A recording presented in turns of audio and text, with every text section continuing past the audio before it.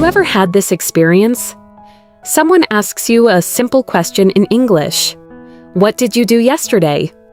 You know exactly what you want to say, but instead of answering immediately, your brain starts working like a translator.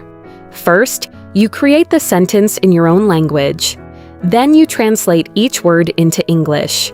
Then you check the grammar. Then you wonder if your pronunciation is correct. Then you change the sentence. And before you know it, 5 seconds have passed. The conversation feels awkward.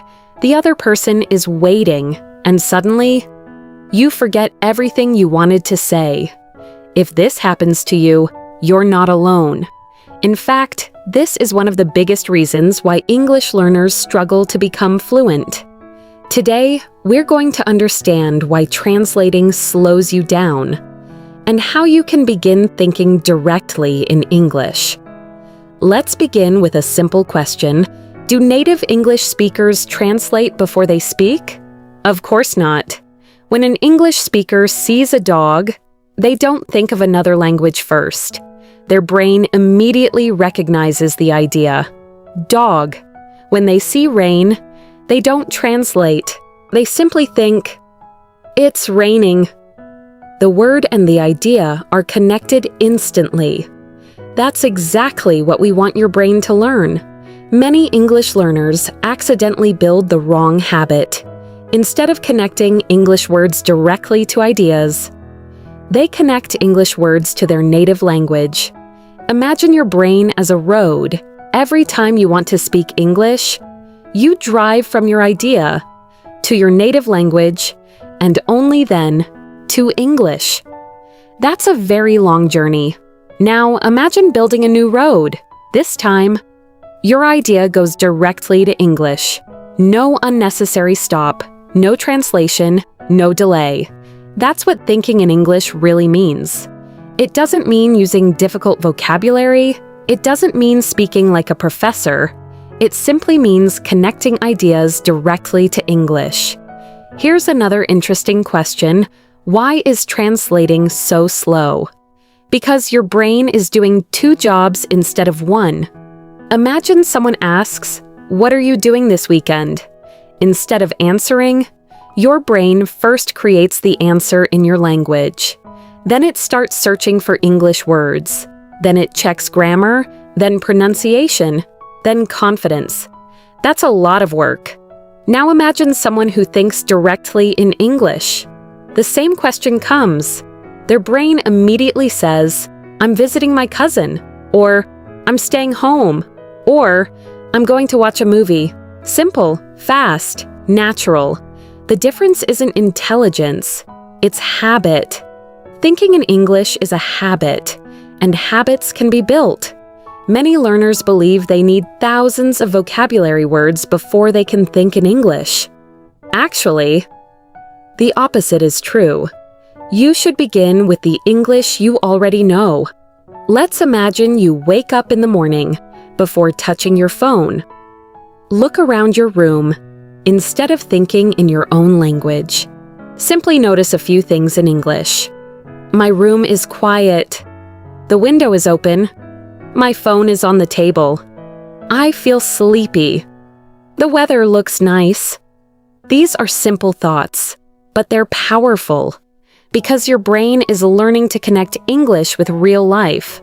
Now imagine you're making breakfast. You don't need difficult sentences. Think, "I'm making coffee. I'm cutting bread. The water is hot. I need a spoon. I'm hungry." Again, simple, useful, natural. Notice something important. None of these sentences require advanced grammar. Fluency begins with simple English. Many learners wait until they know perfect grammar before trying to think in English, but that's like waiting until you're an excellent swimmer before entering the water. Learning happens through practice, not before it. Let's talk about another habit. Many people memorize long vocabulary lists. 10 words today, 20 words tomorrow, 50 words next week. But after a month, they've forgotten most of them. Why? Because words without situations are difficult to remember. Imagine trying to remember the word umbrella. Now imagine walking outside during heavy rain while holding an umbrella. Which memory is stronger? The second one. Because your brain remembers experiences much better than isolated information. That's why connecting English with your daily life is so effective. Every object around you can become your teacher. Your chair, your shoes, your keys, your mirror, your backpack. Instead of seeing only objects, see opportunities to think in English. Here's another common mistake. People believe thinking in English means thinking quickly. It doesn't. At the beginning, you may only think one sentence every minute. That's completely normal. Speed comes later. Accuracy comes later. Confidence comes later. The first goal is simply to stop depending on translation. Imagine planting a tree. On the first day, you don't expect fruit. You don't even expect branches.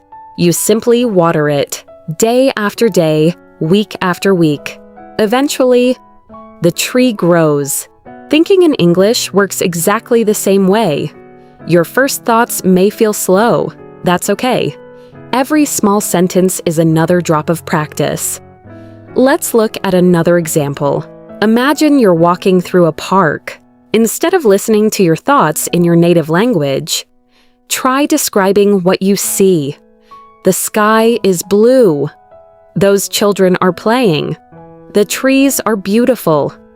A dog is running. It's a peaceful afternoon. You don't need perfect grammar.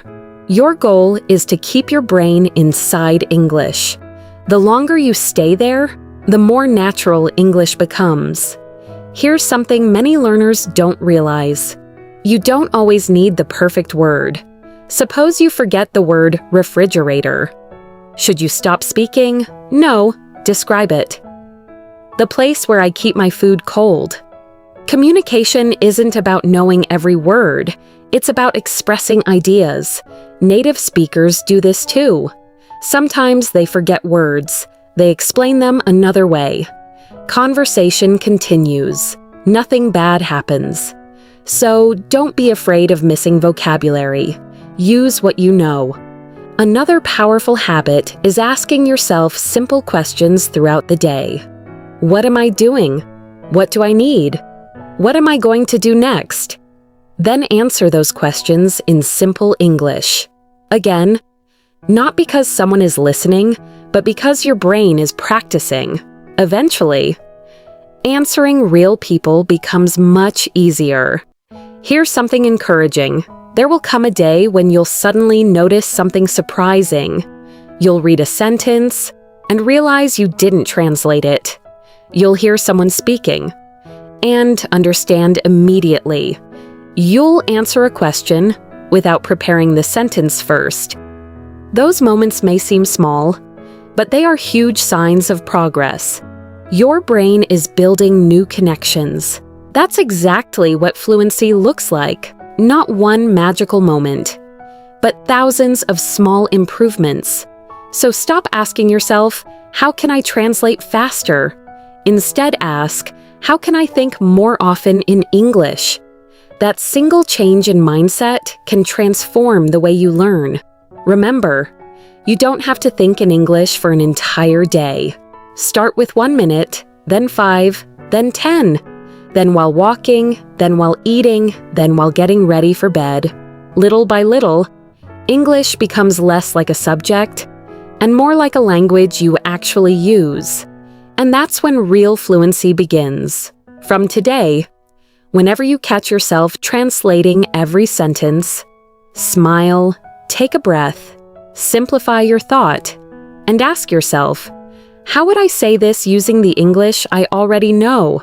Not the perfect English, not advanced English, just the English you already have.